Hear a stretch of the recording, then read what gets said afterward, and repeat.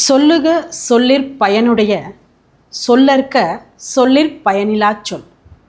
சொல்லுக சொல்லுங்க, சொல்லிற் பயனுடைய எதெல்லாம் பயனுடைய தேவையுடைய நல்ல சொற்களோ அவைகளை சொல்லுங்க.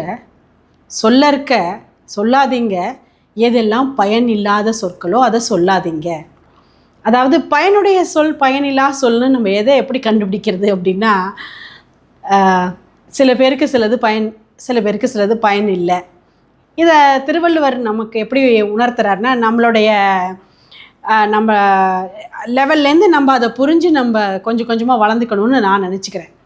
நான் குழந்தைகளுக்கு சொல்லும் பொழுது பயனுடைய சொல் அப்படின்னு எதுன்னா, எந்த சொல் பிறரை காயப்படுத்தாமல் உன்னையும் காயப்படுத்திக்காமல் தெளிவாகவும் தேவையில்லாததாகவும் இல்லை தேவையில்லாததை நீக்கிட்டு கரெக்டாகவும் சரியானதாகவும் இருக்கிறதோ அதுதான் பயனுடைய சொல் அப்படின்னு தான் நான் குழந்தைகளுக்கு சொல்லுவேன். ஸ்கூலில்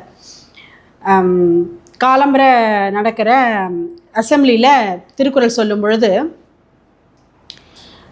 இந்த குறள் சொல்லும் பொழுதெல்லாம் தேவையில்லாத சொற்கள் பேசுறது அப்படிங்கிறது தேவையில்லாத நிறைய பணம் இருக்குங்கிறதுனால இஷ்டத்துக்கு வாரி இறைச்சி காசு செலவு பண்ணுறதுக்கு சமம் அப்படின்னு குழந்தைகளுக்கு நான் சொல்லுவேன். ஏன்னா அப்படி சொன்னால் புரியும் இல்லையா?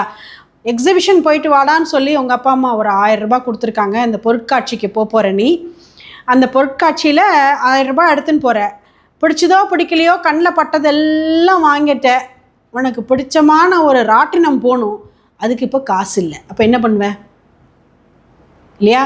அந்த மாதிரி வாயில் இருக்கிற வார்த்தைகள் எல்லாம் கொட்டி செலவழிச்சிட்டாக்கா அத்தியாவசியமான தேவையான தருணங்களில் உனக்கு ஒரு ஜாப் இன்டர்வியூனாலோ வேறு ஒரு முக்கியமான இடங்களில் பேசணும், நீ பேசி தான் ஒரு காரியத்தை சாதிக்கணுங்கிற இடத்துலையோ சரியான தெளிவான வார்த்தைகள் கிடைக்காம அந்த வார்த்தைகளுக்கு தடுமாறி ஸ்கேர்சிட்டின்னு இங்கிலீஷில் சொல்லுவோமே, அந்த மாதிரியான ஒரு நிலைமைக்கு நம்ம ஆட்பட்டு நமக்கு காரிய சித்தி அப்படிங்கிற அந்த முயற்சி திருவினையாக்குமே, அந்த திருவினையை ஆக்காமல் போயிடுறது அப்படிங்கிறது தான் நான் குழந்தைகளுக்கு சொல்கிறது.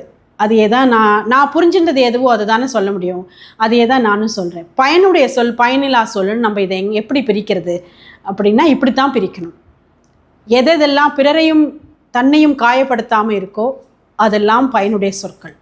எதெல்லாம் பிறருக்கு ஆக்கப்பூர்வமாக உதவுகிறதோ அதெல்லாம் பயனுடைய சொல். நன்றி.